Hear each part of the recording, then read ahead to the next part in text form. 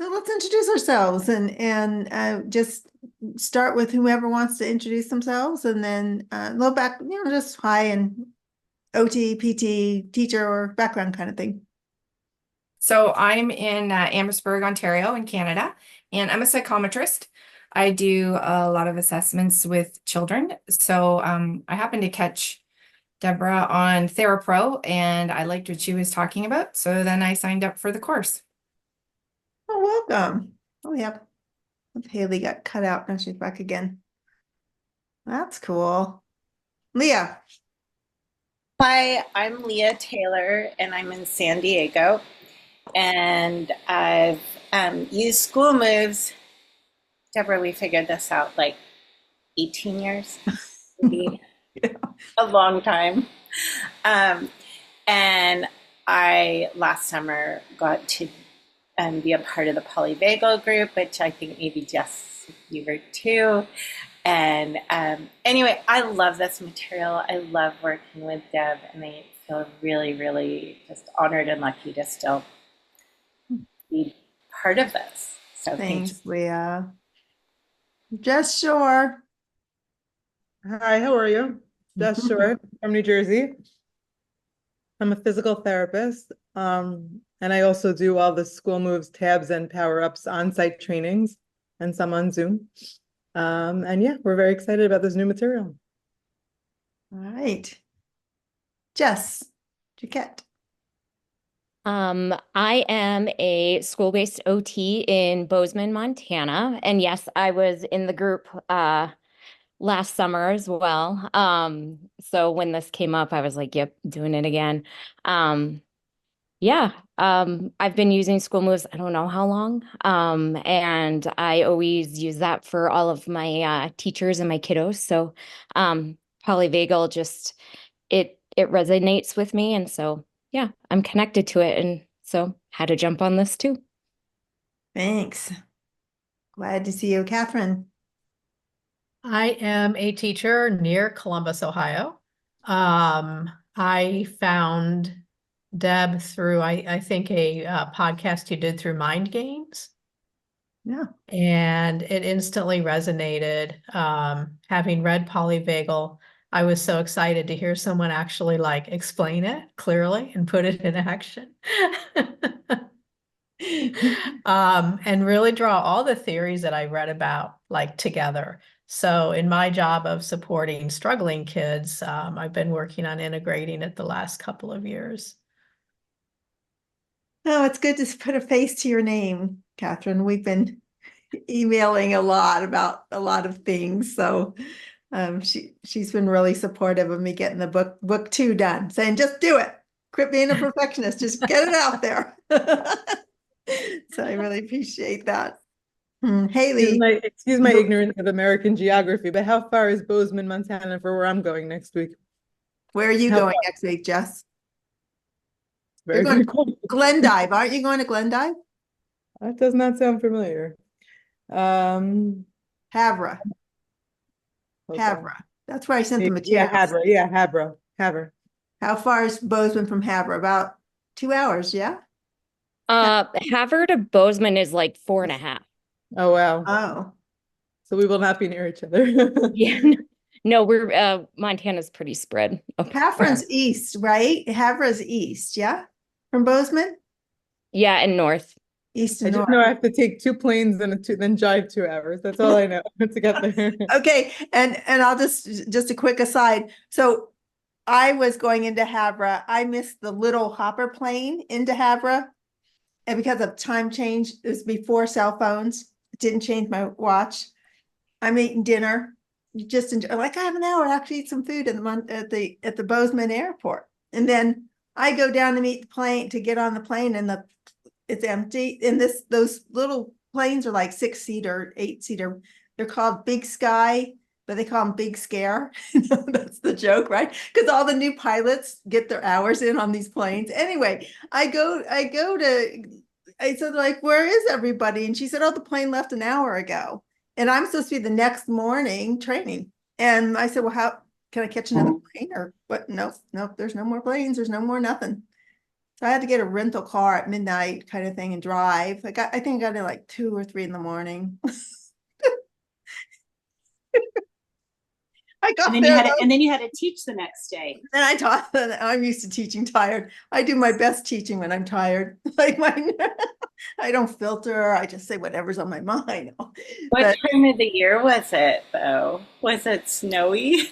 no, it wasn't snowy. It was, I think, in the fall, and they were saying there were a couple. These gals were like in a hotel room. They had margaritas ready to go for me, like we were gonna party. They were like in this party mode. It was hilarious. And I had to call them. I was like, "Well, I missed the plane." They're like, "What?" And so they kept saying, "Just be careful of the moose. Don't hit a moose." Like the whole time you're driving at night. So it was, yeah. So you couldn't really speed because you don't like. I want to hit a moose at 55, not at 75 if you're going to hit one, right? Either way, you're in trouble. Is it elk or elk? Moose, elk? What is it, Jess? It's all of it. Both. No, yeah. It's a lot of big animals on the Yep. highway, right? Yep, deer, elk, moose. Mhm. But I got there safely, but makes for a great story to tell. And now there's cell phones. So every time you land, it automatically goes to whatever time time zone. The good days now, back in the old days, it was like, okay. Anyway, all right. I'm Haley. No, Yes. you off. Haley, you're up. Yes. Hi. Hi. I'm Hallie Reidenbach. Hallie, and sorry. No, you're okay. I was on the group last summer as well. So I do recognize Jess and Leah. And last summer, I was in the middle of a move. I was moving from Germany to Guam, where I have now had a whole year of the school year in Guam. But at the moment, I'm in Colorado. So I'm probably closest to, well, I guess you guys on the West Coast. Both of our sons go to school at Colorado State. So we're here for a little bit, but next Thursday I'll be in Minneapolis. So hopefully I can get on the chat if you do it next Thursday as well. But I love school moves. I'm like Leah, I've used it forever. I think I've taken every course Deb has. And my biggest thing for this, getting into more of this polyvagal is, I don't know if you guys have a push against like sensory, but I just came from Germany. I have 10 weeks off now, which is great. So I work for a school district that actually gives me the summer off. So we were just in Europe, and I met with my OT friends that I worked with for the government. And they said they're not allowed to do sensory. They don't do sensory. And I'm like, what do you mean you don't do sensory? Like, I work there. You do sensory. And they're like, nope. Our new program manager says we don't do sensory. We don't do handwriting. I'm like, okay, what do you do? But luckily my school's very supportive of their, I'm going to be part of the professional development day coming up in September. And so I'll probably email Deb separately on giving me some ideas of how to streamline and keep it pretty simple for them. Introducing some things that will complement the Zones program, because we do have adopted the Zones program as our counselors and behavior interventionist teacher has implemented to all the schools. So I think this will already got the go ahead from the principal that this will align nicely with our Zones work. So I'm excited how I can share this side of some strategies that will support our dysregulated classrooms and kiddos. Yeah, that'll be interesting to see how you integrate it with Zones. We'll stay in touch. I'll send you an outline and I'll get Yeah. your feedback for sure. Yeah. Yeah. Haley, I'd love to see that too. If you don't mind, because I would. Yes. Well, I know too much now going into the second book. So I'm like, I've got to scale it way back, and I'll do something in the fall, and then I'll do something in the spring. And I've got to figure out how I can keep it. I want to share so much, and I've got to like dial it into what I think they can handle. And they're going to want tools to use right away. So I think they'll be very happy to be like, oh, something new. Wow. This is not another curriculum telling us how to do this and teach this lesson and do. I think it's going to be a lot of fun. Yeah. For sure. Do you want us muted when we're not talking? Just so I know It that probably keeps the echo down a little bit, probably. Okay. So yeah, I Marie. accidentally left the meet when I muted, so I have to be careful when I'm doing that. It's Marie, interesting that hello. Hi. I'm sorry I'm late. I didn't hear the prompt, but I I'm a teacher in Redding, California. We're just introducing ourselves? Yeah, yeah, sorry. That's Yeah. right. Yeah, so I'm really excited about the activities and things in this new book, and a bunch of teachers at my school are reading it together, and we're going to be exploring it this next year. So I'm just excited to be here and learn with you guys. Thank you. And Java, is that how you say your name? Think so, right? Hi, how are you? It's Chava. It's the Chava. glottal. I'm in a camp at the moment with multiply severely impaired children and children with autism, and I employ the strategies as best as possible, and I'm loving every moment of the polyvagal theory applied to education. Yay.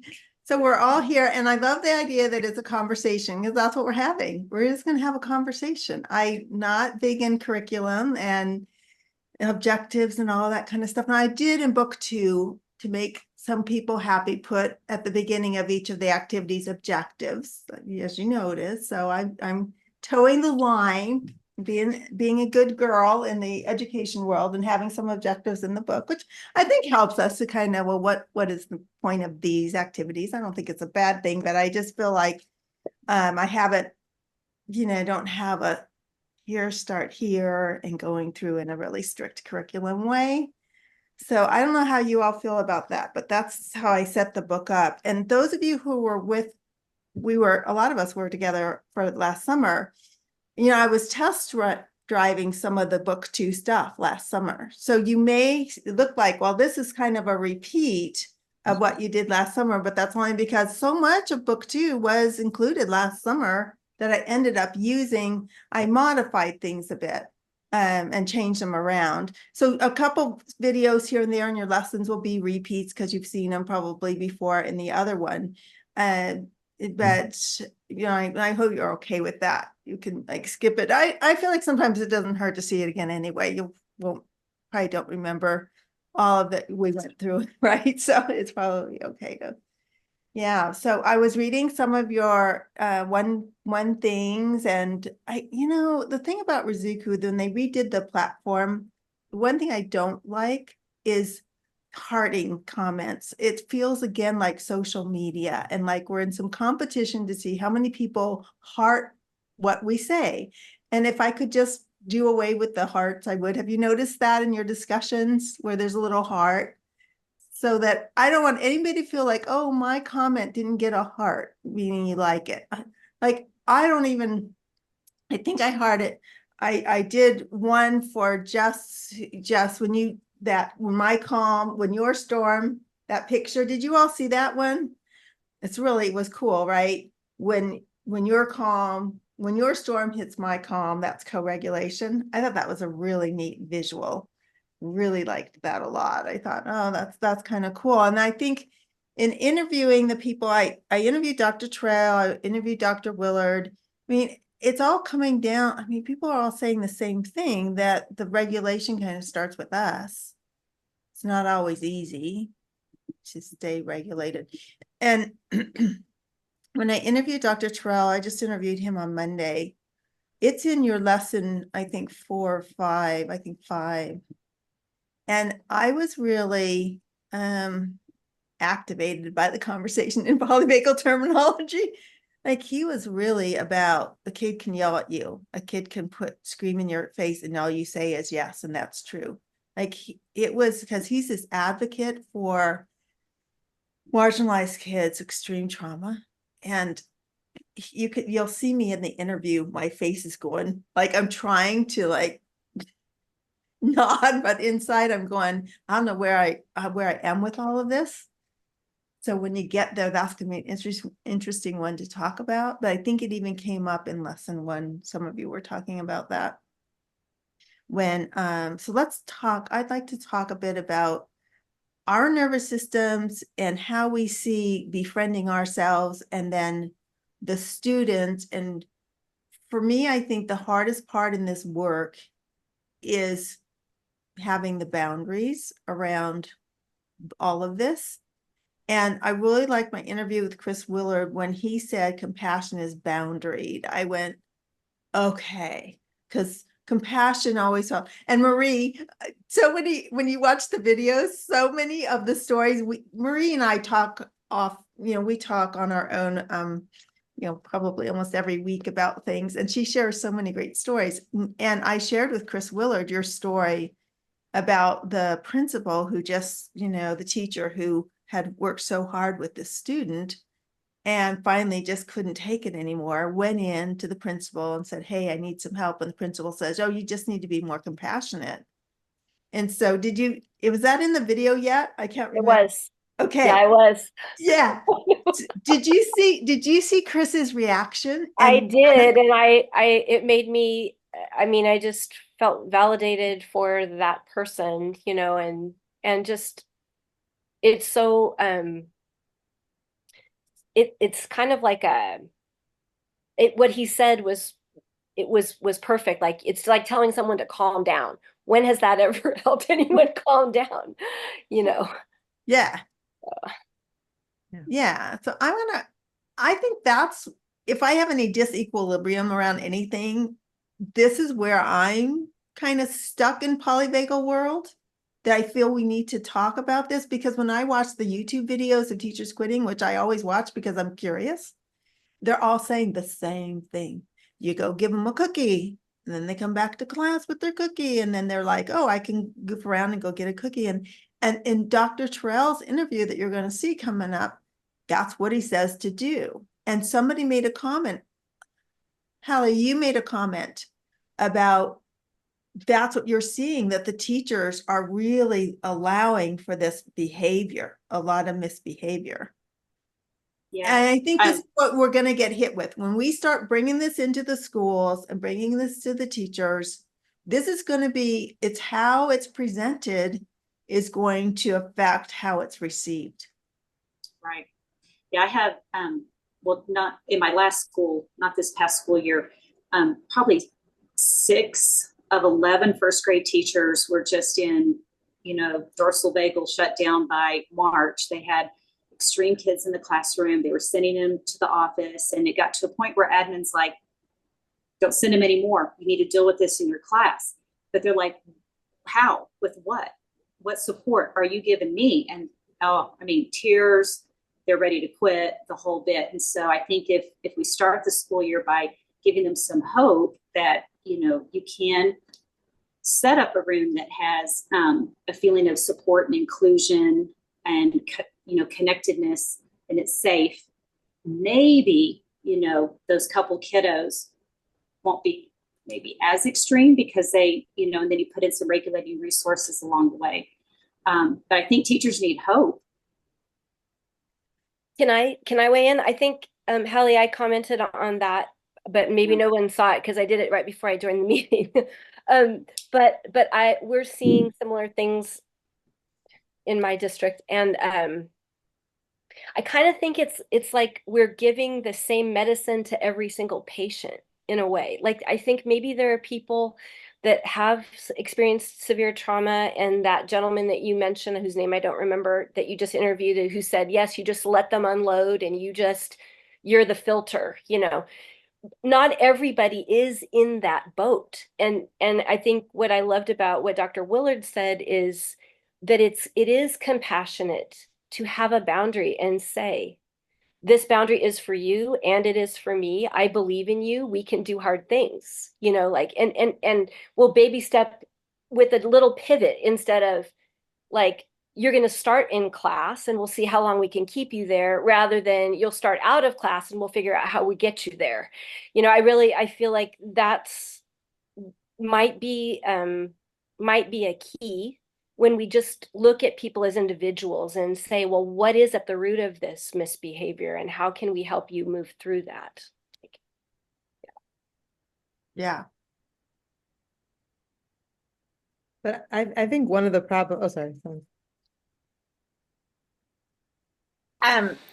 It's interesting. So this morning I attended my first provider meeting of the school year. One of my schools is year round, and I've been talking with Deb about this school where there's a lot of students at the school who are really either in sympathetic or dorsal state. And so one of the things I've had a very intense week, and so I haven't shared any of my chats.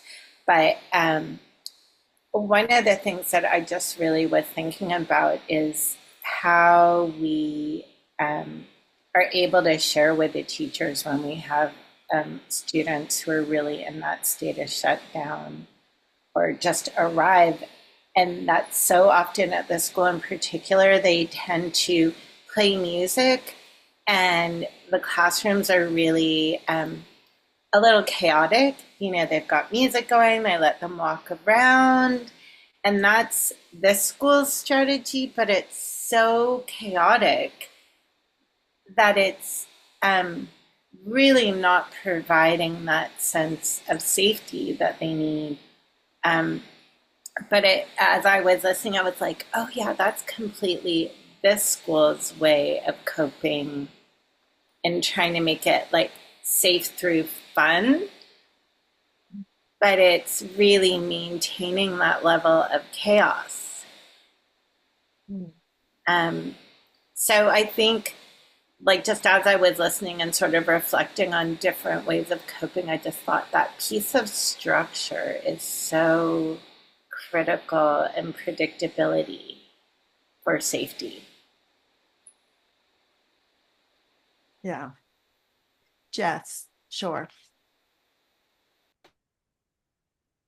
Sorry, I didn't realize I was muted. I was just going to say, I was just in a school today, and there was a boy it's a school for kids who are hearing impaired, is where I'm working for the summer.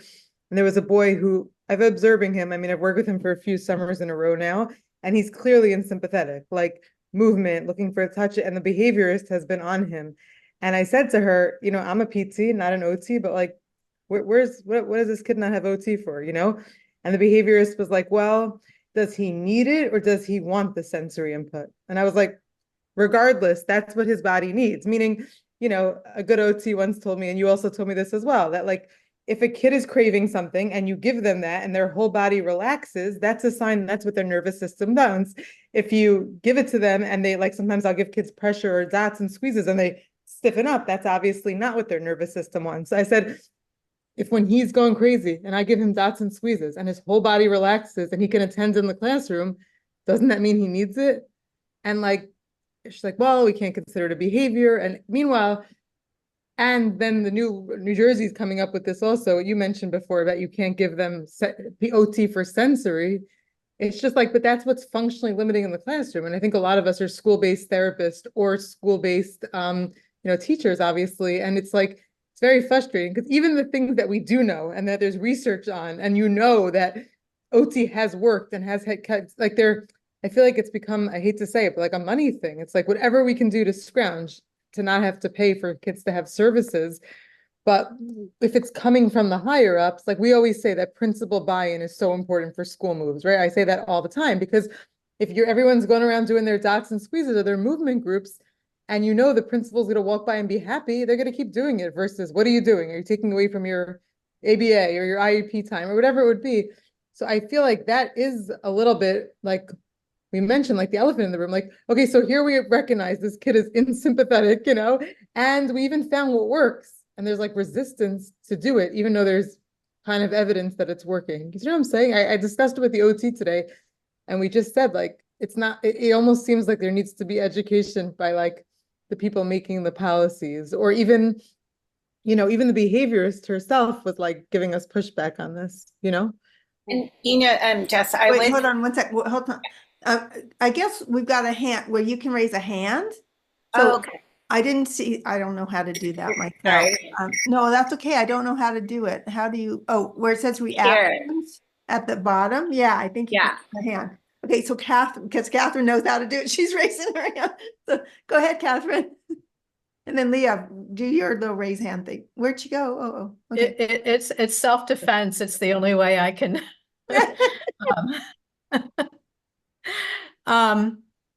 At my school, I think I'm seeing a lot of what you all are talking about, and we have the additional factor of moving from what has been a very white, upper middle class neighborhood to a very mixed socioeconomic, culturally diverse. And it is a huge, huge shift for people because assumptions that people used to be able to make about kids are no longer true. And yet from the top, they've not been responsive to what these changes mean in the classroom. And teachers are, like you said, you had people who made it to March without going into Dorsal and like, okay, we're in November and that's happening because people are so overwhelmed. And the story still from the top is we don't have those issues here. Directly asked, I had a meeting with them, directly asked, and we were presenting to try to do something like this and told, well, we don't have evidence that that's a problem. But all they would have to do is walk into a school and watch classrooms or talk to teachers, and it would be clear that there's an issue. So what I see is teachers experimenting. So, but experimenting without, like, they'll latch on to a tool, like, okay, we'll have a quiet corner, but then they don't know what to do with that quiet corner. So I see kids in the quiet corner for half an hour, basically avoiding math or avoiding whatever it is that they're not feeling comfortable with. So the need is real, but then teachers aren't sure what to do with the tool on the other side. So I see the same with zones. We have zones, but people ask kids to identify what zone they're in, or they'll identify what zone they're in, but then there's nothing to do after that. So there's a first step, but there's this missing whole nother piece. So my hope is, and I just found this out a couple of weeks ago, that we have a new assistant principal who I think his strength is behavior. And what was said in his interview, which I'm getting secondhand, is that he doesn't believe in everything that PBIS says. And a lot of it is this feeling that there's no accountability for the kids. So how are you compassionate and understand there's a reason for the behavior, but also work with the kid, one, to be responsible for whatever happened, and also how do you do that teaching piece? So my master plan is to have a meeting with him very early in the year and talk to him about school moves and to see if we can can we do a book talk for people who are interested and knowing that they need something more and see where that will go. So that's the first glimmer I've had of hope in about 6 years. So excited about that. So Chris, I love Chris Willard. He says, I don't like to introduce a negative without introducing a positive. I thought that was really cool. And that's exactly what you just did, Catherine. You know, we had sort of like, well, this is what's not going so right or so well, but here's what we might be able to do. And so I like that kind of, not that you all have to do it every time you talk. I'm just saying, I just thought that was interesting that you know, for my own life, if you're going to introduce a negative, find a positive that goes with it. Right, Leah? Thank you for the hands. I think that helps a lot. No, it's good.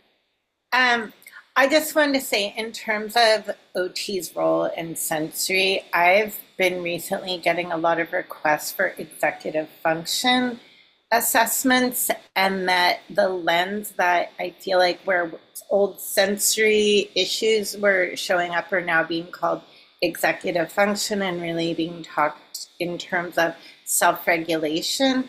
And what I really love using the school moves and the Resilient Learners Backpack is that it falls so beautifully in very, again, like bringing in that structure, very clear ways that we can talk about self-regulation in terms of polyvagal, like whether it's the zones, I feel like the the polyvagal ladder and the pathways lend so beautifully, and where we're moving away from, oh, this student is sensory seeking, because I'm feeling like that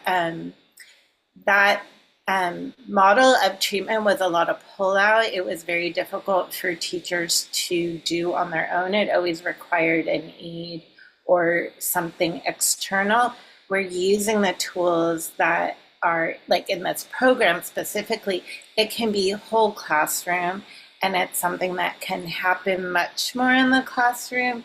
And I do agree there's a shift, but I just kind of view it as like, okay, we're calling it executive function. The role of OT in that is helping with that praxis, the organization, but very specifically self-regulation. Because if you're not regulated, you can't be organized, you can't learn. So I am actually finding these tools to be amazing in supporting kind of like the new sensory lens. As an OT, I still see it as seeking for their nervous systems, but I just feel like we're calling it something different, and that the overall goal is how do we make that happen in the classroom, which Deb has always been my hero for making that happen. So I hope that like kind of, that's just what I've seen, especially in the last year, and how I'm approaching it.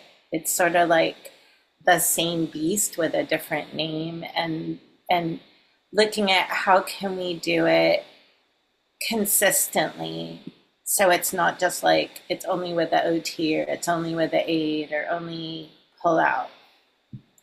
Anyway, that's just my little 2 Thank cents. you, Leah. Justy. So I guess I have a few like connections with all of this. I think there is a hard part with understanding what school-based OTs do. My own director of SPED, I full out asked him, I'm like, so when you define OT, what is it? And he skirted around it. He basically said, well, I can't define it because if I did, then everybody would want their child to have it, which, yes, but there is this money piece popping up for sure, that like we are in discussions on how we're changing our service models and everything else. And I mean, I had to explain why I would be seeing a kid for regulation when their teachers are doing regulation too. It's like, this is my scope, this is how it differs, this is how it overlaps, and we work as a team. This is how we bounce things off and create something that works for the children. And it's interesting that, I mean, this director has been doing this for over like 15 years, and I have to keep educating that part. And so I think having that realization is really hard for me because, like everyone's saying, it trickles down. It trickles down then to the principals. And then the behavioral specialists, which I actually had one last year go, well, I don't understand why this kid can't just come to school and learn. And he is a first grader blowing up the classroom. And it's like, there's lots of things why this sweet little kiddo can't just come to school and learn. He's hungry, he's tired, he's exhausted, and he is jumping off the furniture because he is trying to meet needs that we can't see.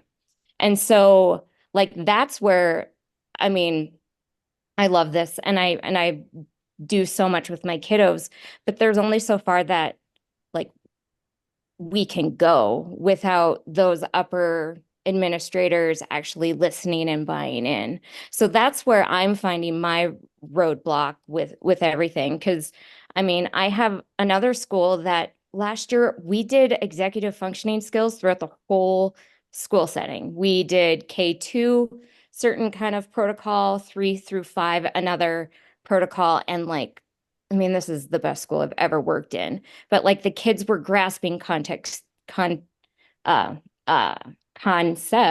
they were using them and growing and learning and flourishing. And then I have other schools who, you know, it's like the kids blowing up and, it's oh, they go get a cookie, they get to go hang out, and then they come back and they know, so I guess that was kind of a rant, but that's kind of where like I see the roadblock for like me in some of my school settings. Catherine. Unmute. Please. Thank you. Two follow-ups from what Jess said. One is because I'm not an OT and I know who our OT is, but it is pull-out, so there's not paths that cross. Even though I've referred kids for OT services. But for you, what is your definition of an OT? So basically what I love telling people in like that elevator talk is I help kids get their brains and bodies ready to learn. And that's what I tell all of my students too. Because if you look at even like handwriting, there's so many things that have to be put into place, like regulation, before a kid can actually write. And so I don't pigeonhole myself into certain things. I don't do anything that way. I mean, I help kids who are struggling with math because of certain things, whether it's visual perceptual skills or maybe the ocular motor skills or regulation. And so I don't try to really put a tight definition on what I do because I can do many, many things for like very specific rationales for the kids' difficulties in school. And my other question for you is, you talked about the protocols in place that you worked in your school. Do you have documentation of that that's shareable? Of the executive functioning stuff that we did? Yeah. I was a part of this group. We have like huge Google Drives full of stuff and resources, and I can see if I can share it. But like it has links to books and songs and activities and stuff. So it really did help a lot. I'm really But everyone curious embraced how you got the buy-in from teachers to do it and what that process was. I did not spearhead that at all. It was our principal. She noticed that a lot of our fifth grade teachers worked on executive functioning skills and a lot of growth mindset. She also saw what I would do in my sessions. And then we have a SPED teacher who we're both TBRI practitioners. So it's a very trauma-based program. And so we worked a lot on regulation. We like dug into all of this and researched and met and gathered all this information. And so there was a group of like 8 of us maybe. And then we just brought it out to the rest of the school. And I mean, everybody embraced it. Specialists, paras, like it was just, yeah, the secretary. I mean, it is, yeah. I think that's what I'm most interested in, is what were those very basic first steps? Principal. Yeah. The principal wanted to start it all. And it's a very small school too, who's very, very, it's a neighborhood school. They embrace everyone. Like, the school is magic. If I could just take a little bit of that like pixie dust and like throw it all over, I would. But I think that's where the big buy-in was it came from the principal who's like, hey, what do you all think? And she knows that that's what the teachers are interested in. Not everybody is. They're not quite on that mindset. Just, Thank did you. you have was your hand up? Just sure. Yeah, Yeah. no, I was going to say that, I've been thinking a lot about this in terms of, in the past 2 years, reading the books and talking about this with Zeb and figuring out, a new course for it, is that how are we going to get the buy-in of the fact that like I'm a PT and I'm here, I'm dealing with social emotional, because I'm still working on, took me years to convince a lot of my staff that I could work on reading and math. And now I'm on the reading team for the past 2 years. And I'm saying, but it took time, right? Like I didn't give up. So I'm thinking about that. And I was thinking about what a lot of people said, that the big difference is like what we say, like kind of in school moves, is find that one eager person. It's like whenever I come to a new school, I'm like, listen, I teach this course. If you want me to do a quick group, there's always one teacher. Yes, please teach them all day, every day. Do you want them the whole, and some teachers like, I'll let you know.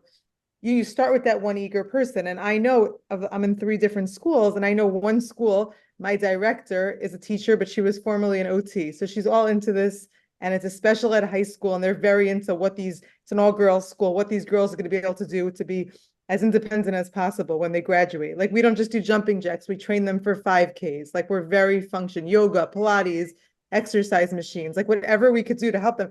And I know that that when I initiate this stuff, and I already have a little bit, I'm going to choose her school because she'll give me the time, and it's not even resources. She'll take the street cred of it and have me talk to the school psychologist, and together. So I feel like this is just how I'm brainstorming, because in my mind, I'm like, they're going to be like, you're a PT, right? What are you even dealing with reading and math? But if my experience with Power Ups has taught me anything, is out of time, you pull a kid, you do some of this stuff in your individual session, and then they start to notice, oh, the kid did better. Oh, let me send you some of my words, I feel like that's the same thing. I feel like it's going to kind of maybe start with, instead of saying, because we're talking about all the hurdles, and I brought it up myself, but you start with that one eager teacher or that one eager student. And like, if the principal's on board, like one of my schools, great, like do it right away. But if not, just start testing some of this stuff up as we're talking to the students. And then maybe you bring it up to the school social worker and psychologist. Hey, this kind of work, the kid was able to identify. And then I find then you're not overstepping. Like I always say, I'm not a reading specialist, I'm a PT, right? I'm not going to claiming to be a social worker or a psychologist. And I feel like if we come in humble saying, just another tool, this is something that's worked, I'm hopeful that maybe like I've seen in Power Ups, that's gonna get us in. Like just start with a really, really small goal and a small step before we can change classrooms and districts and all that stuff. That's just my thought.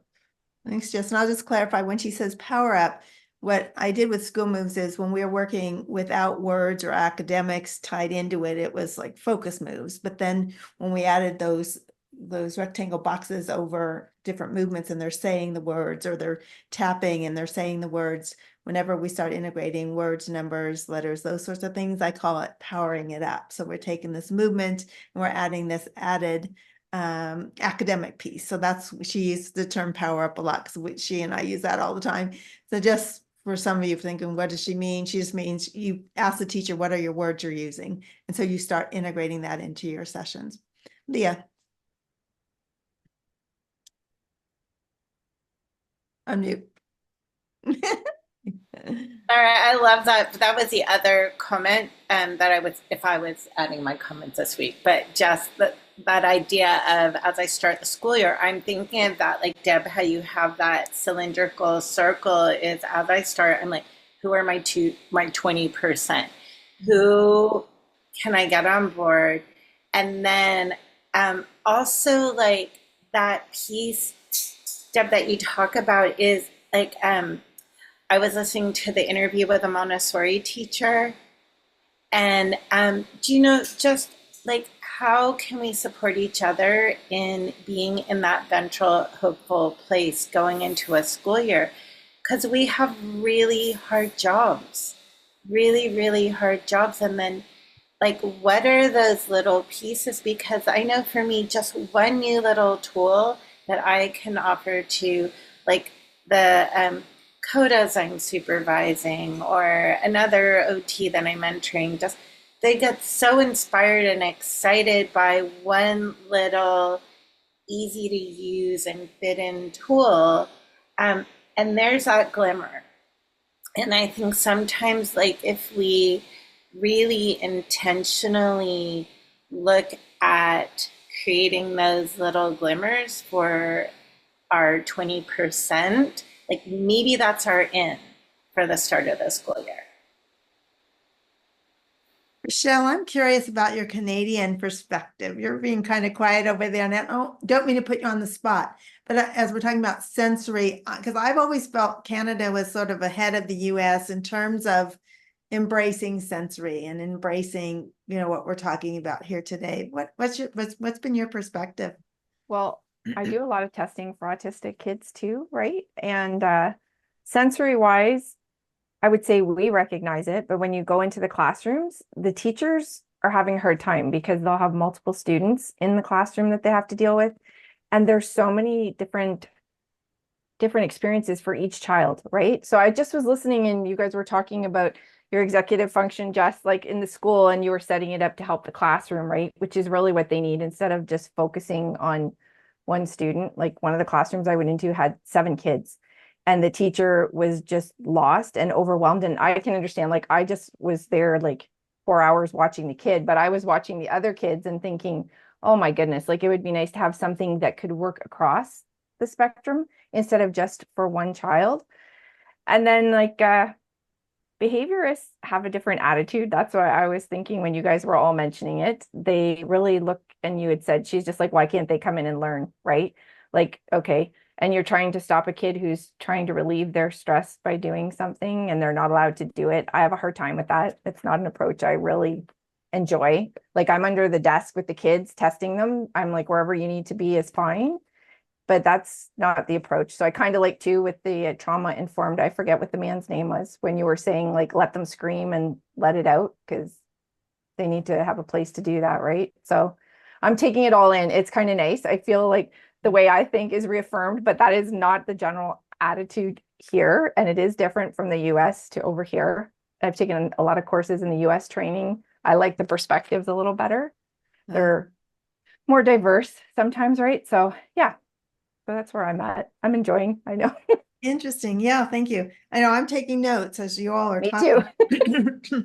So there's some things I wanted to say. One is, how are we seeing polyvagal theory intersecting? It sounds like our way in is this executive functioning. It sounds like that's, and I know it's been really popular for a while. Sarah Ward is one that if you wanted to look up TheraPro, those who want to get started with executive functioning, TheraPro, and type in Sarah Ward. She does a lot of the free, like I've done for TheraPro as well, those free webinars. She's excellent. She gives you a lot of good free starting places and points. So it's Sarah Ward. And I don't know who you all use, Just D, and when you were doing your executive functioning, I don't know if that name came up, but that's a name for me that I liked. And then I've always seen, one of the perspectives I have is the more organized the body, the more organized the brain. And I feel like executive functioning, if it's paired with focus moves, where we work on core, midline, vision, we also have to have that body organization, because it's Stephen Porges, my favorite quote of his is the bi-directional loop between the mind and the body. And that's the bridge I've stood on forever, is just this whole, they're all one. It's all one. So if you're working on just mind stuff, it's going to impact the body as well. It's all together. So if a student's having trouble with tracking across a page, that can cause frustration when reading. And so that frustration can come out in behavior or it can look like the child isn't organized executive functioning wise. I don't know. It's just really important to me that, and so the posters were designed almost as an assessment tool, or observation tool is a better word, not assessment, but I'm watching a child do the left to right tracking and seeing they're getting lost in the middle. So they're having figure ground issues. So those figure ground issues could set off a behavior when they go to do something. Well, everything in school is figure ground, right? Everything they're reading, they have to pull out what's important, ignore what isn't important. And so my thoughts is that if we do executive functioning just by itself, like Sarah Ward just by itself, is going to get you this far. If you do executive functioning along with getting the body organized, you're going to go further faster. That's just been my experience. I'd like to hear. And then when we add polyvagal theory in, I'd like to hear your thoughts about where does that intersect with everything that we know? How can we see polyvagal theory and naming states and understanding nervous system states, which is our step one, right? Befriending our nervous system. How does befriending our nervous system intersect with executive functioning? I know. It's the question of the day. Leah. Well, I think it's so key, just that, again, in that one interview with Montessori and the idea of being able to reflect and first name your state, how you're doing. So, I mean, gosh, the combination, if people were able to name their nervous system states and befriend their nervous system states and have executive function skills. Wait, there's another piece I was going to say. All of it. Anyway, can you imagine that world? It'd be so good. But I think the overlap there would be incredible. Like if that just became natural language. And honestly, since I did your training last summer with you, just when teachers would come up to me and say, generally I'd be like, what am I going to do with this kid? Look at them. They won't even sit down. They won't even follow me. They walk out of the room. And just being able to kind of calmly say, wow, they're really in,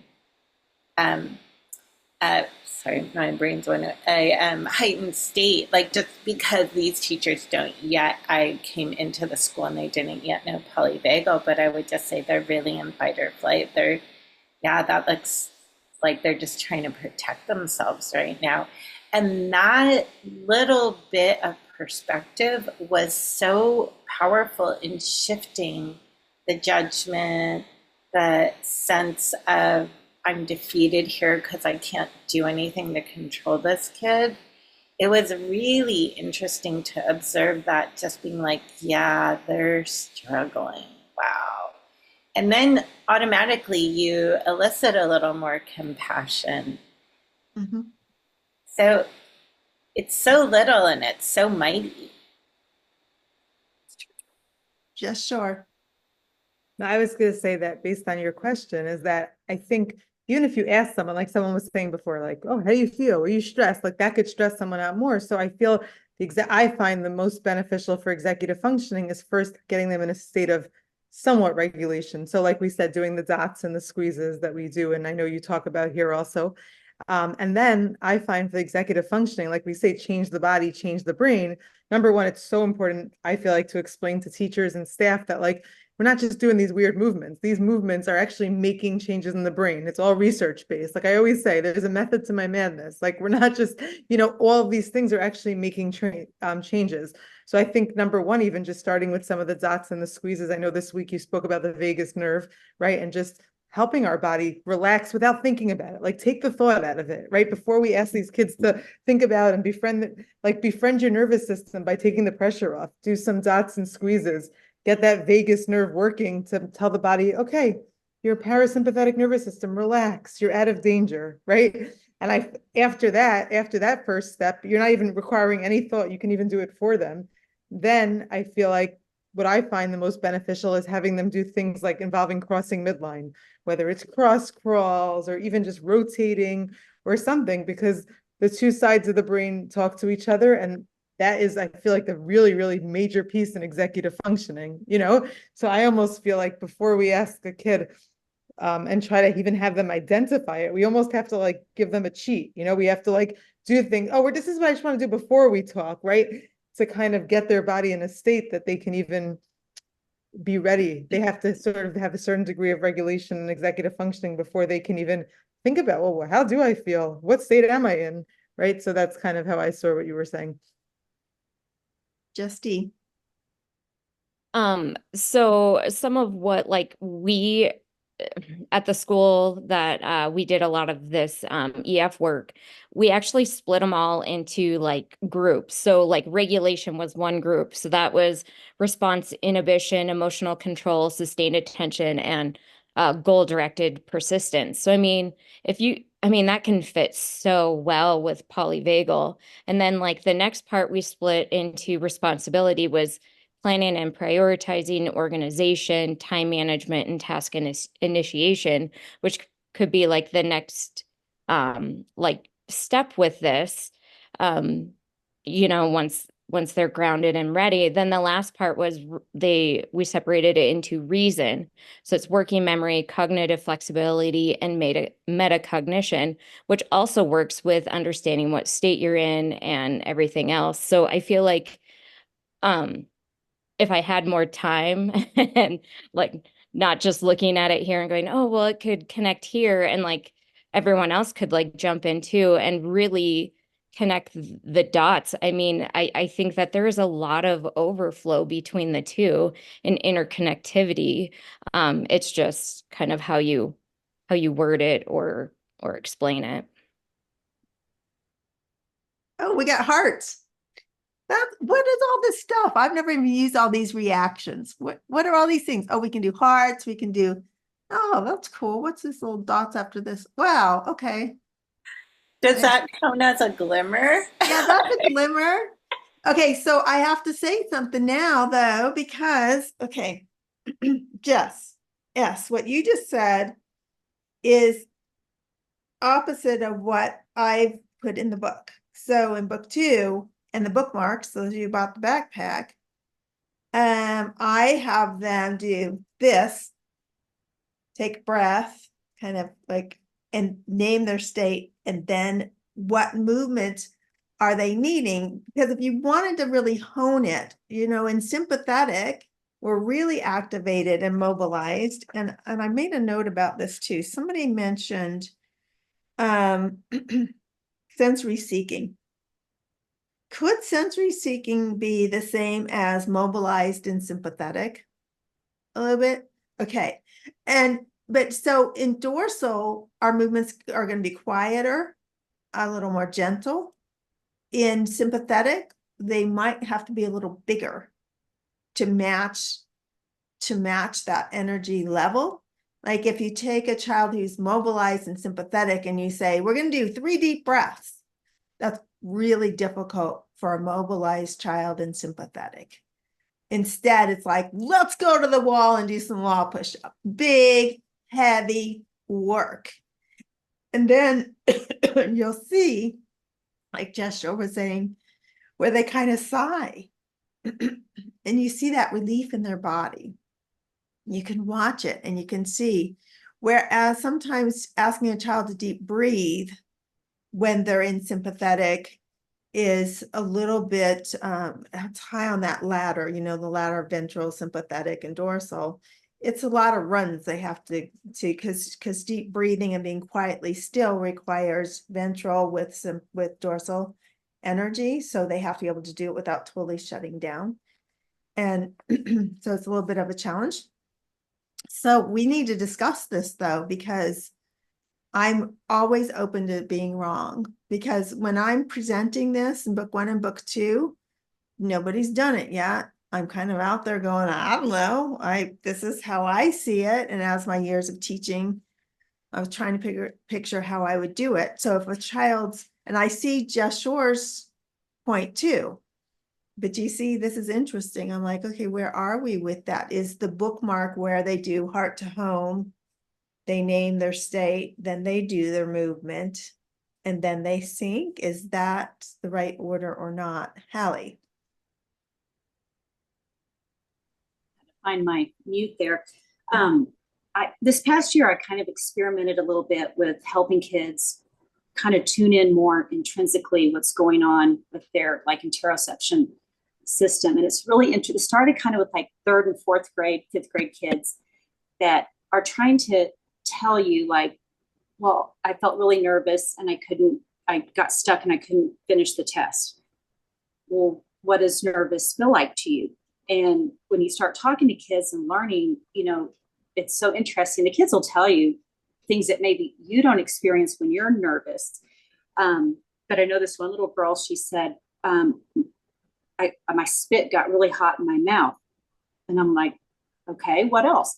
So she's really tuning into things that were going on in her body. So I got with another OT friend that is really big into a lot of this kind of polyvagal stuff. And she helps teachers set up what's called an amygdala reset, kind of like your calming corner. And it's so fun. So we get these little pulse oximeters. You can get, they're under $10 on Amazon. You can get stethoscopes. They're super cheap. And in your calming corner or your cozy area or your amygdala reset, whatever area in your classroom, that this teacher wants to call it, kids can tune in, put the stethoscope on, see what your heart's doing. It's kind of the same when we're doing that heart and home, or the older kids can take their pulse, or you can just do a pulse oximeter and actually see it. But, they start getting in tune with like counting, and the breathing slows down when you just take a quick 10-second, let's check our pulse. And it gets really quiet and everybody just wants to, see if they can do that. They learn these things in PE later on anyway with, heart rate and working out and calories they're burning as they get older. But that could be another way. And I'm not sure how it would work. It's once again, it's those teachers that want the buy-in and they like to know that there's little cheap gadgets out there that they could add to their, kids are curious. They want to know what's going on in their bodies. But then you could be like, yeah, I'm in a ventral state. I'm at that place I think I can learn. We know those kids who are mobilized, you can't, oh, let's see, what state are you in? I don't know that they can always tell you at that moment. So they may need a little more direction on, what's going on in their bodies. But I think it's tuning into kids and what's going, how they feel. Like when you're about to throw up, we know what that feels like, but how do you explain that to a 4-year-old? They just do it. And then, someone's got to come clean it up. Or when you're nervous or anxious, it could be your heart's pounding really hard, or you feel like you can't catch your breath. And those are just real things I think you can talk to kids about. Thank you, Leah.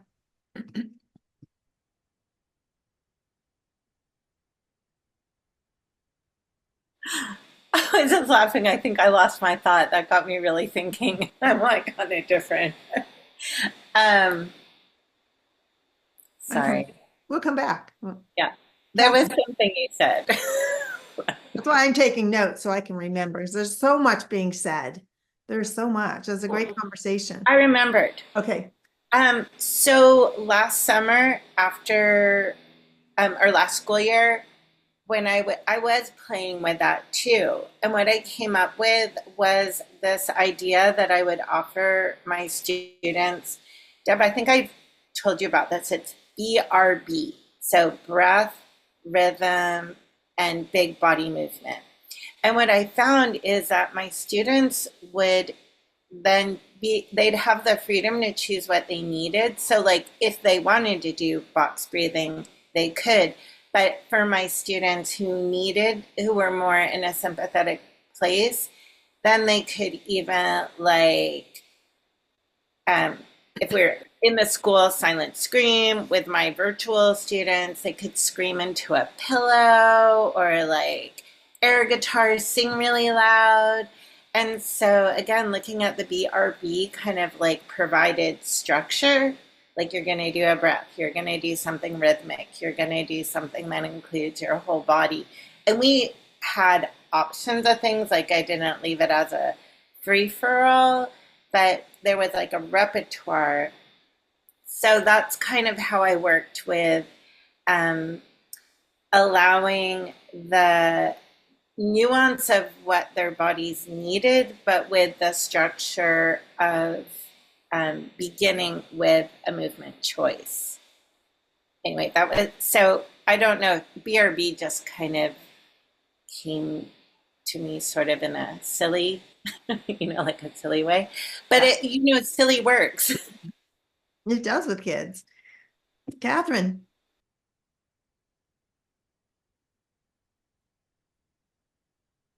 My intuition says maybe it's not an either or, but where the kid is and how you are sensing that child in the moment.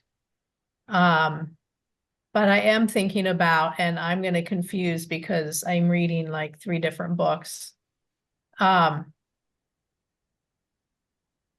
from experience, I know this is true, that when a child is especially in that sympathetic flight,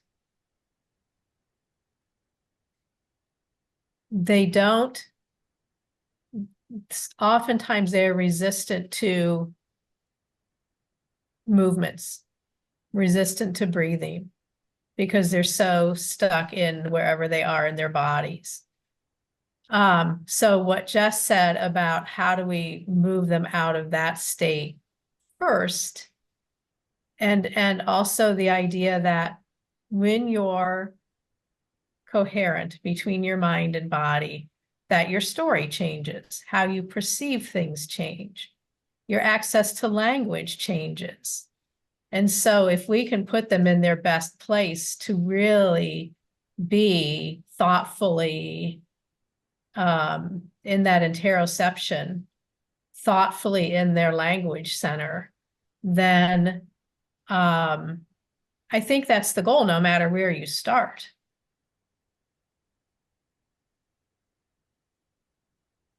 So I think I'm not ready to say either or. Yeah, I like that. And do you think that everything I'm learning about polyvagal is the very first thing, and this will kind of bring us back to the step 1, is being with.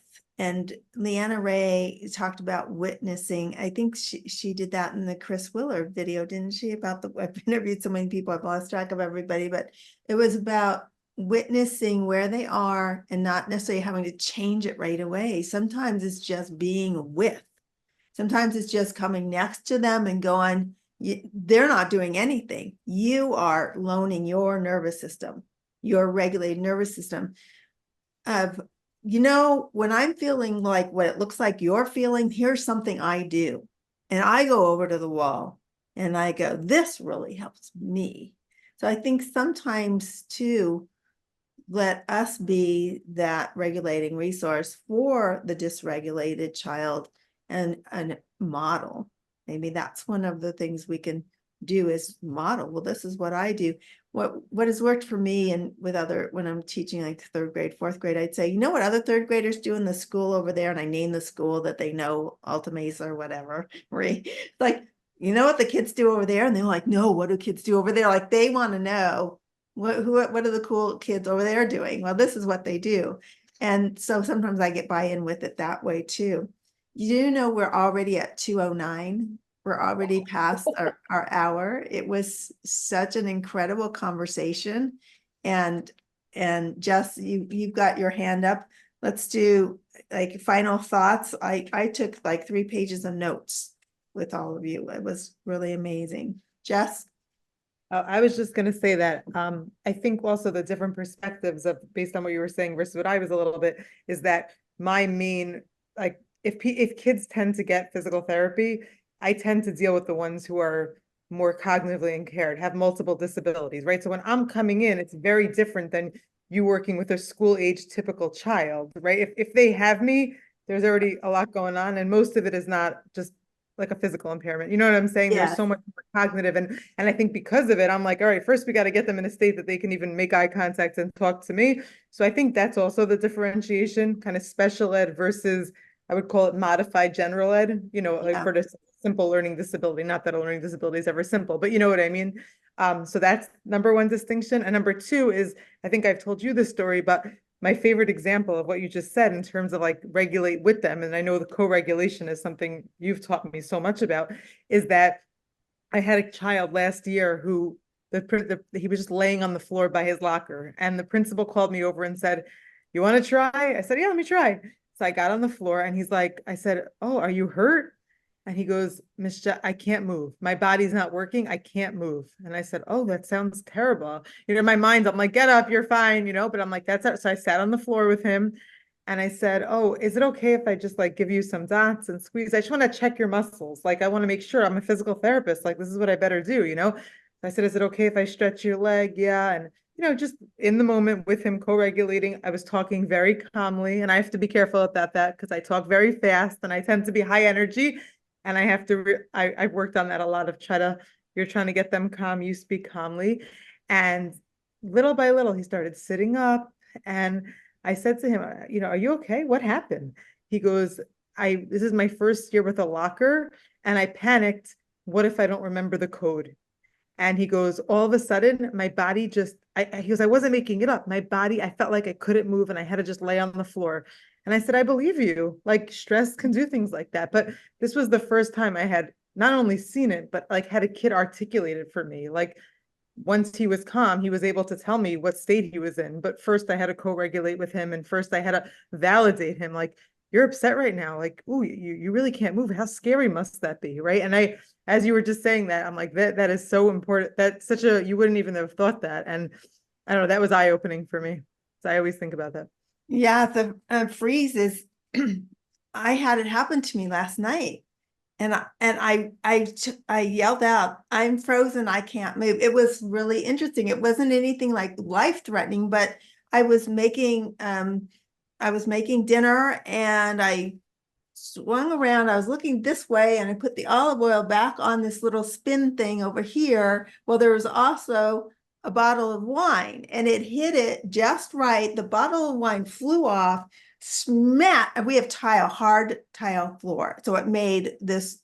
Now remember my past, right? I shared it. I don't do that with everybody, but you know, as I'm doing more ACA work, I'm not in denial anymore, and I'm not ashamed. It used to be shame, so I didn't talk about it. So I'm starting to talk about my past. So one thing my dad always did all the time was throw things and break them against walls and on the floor. We had a watermelon thrown through a TV, and the TV just shattered, right? And I've just realized this talking to you, why I froze.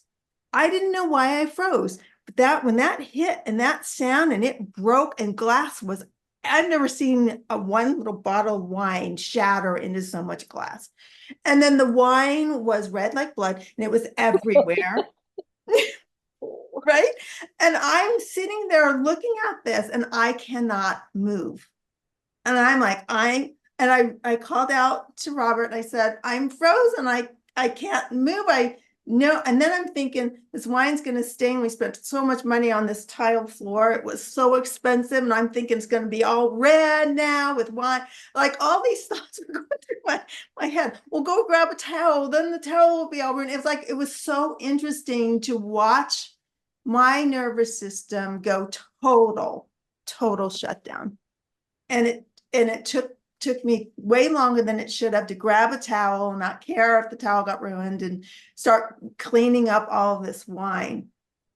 But I didn't realize till we were just talking now that the response was so visceral to a broken glass bottle.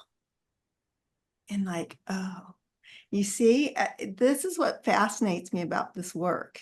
It's so personal for me.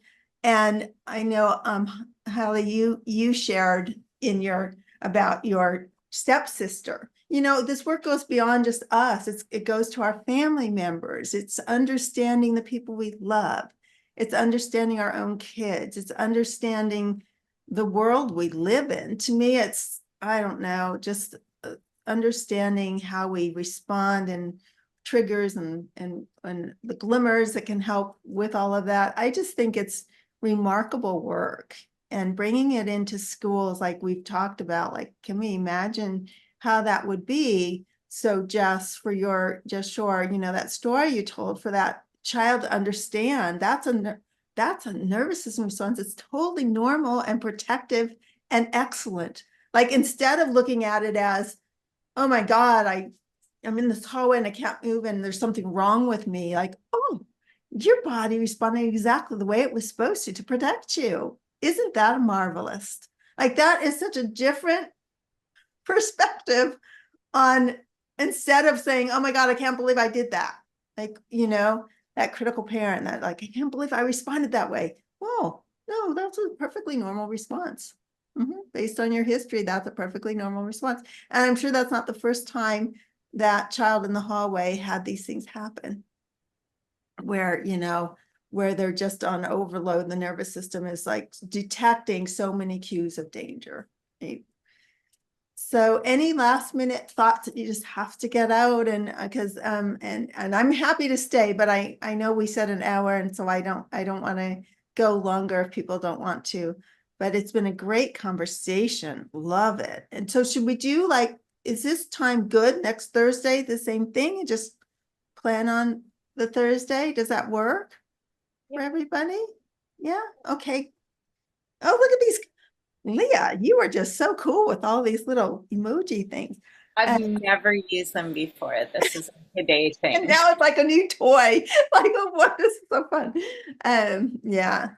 Any other final thoughts or yeah, anything? Last minute.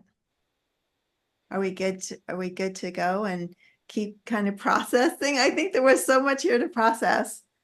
Wasn't there? Yeah. Thank you for everybody for your sharing. And I'll see you in the classroom. I'm not going to go start hearting things because I feel like if I start hearting you know what I'm saying? So let's just not worry about the heart thing. Just share, we'll all read them, and then we'll come the next week. We'll look at what people shared, and that can be, we'll bring that into our conversation. So next week is safety and connection. And my interview with Dr. Terrell, he wrote Nurturing Resilience, and he's the advocate for these marginalized, he calls them marginalized students. He said, I can guarantee you if you did the environmental safety walk, which you'll learn about next week, and if you're in the summer course, last summer we did it, but if you walked through the school and you looked at all the cues of danger, he said, I can tell you, I can find a lot more. That like, who would think of having to memorize my locker as a cue of danger? But it was a big cue of danger, right?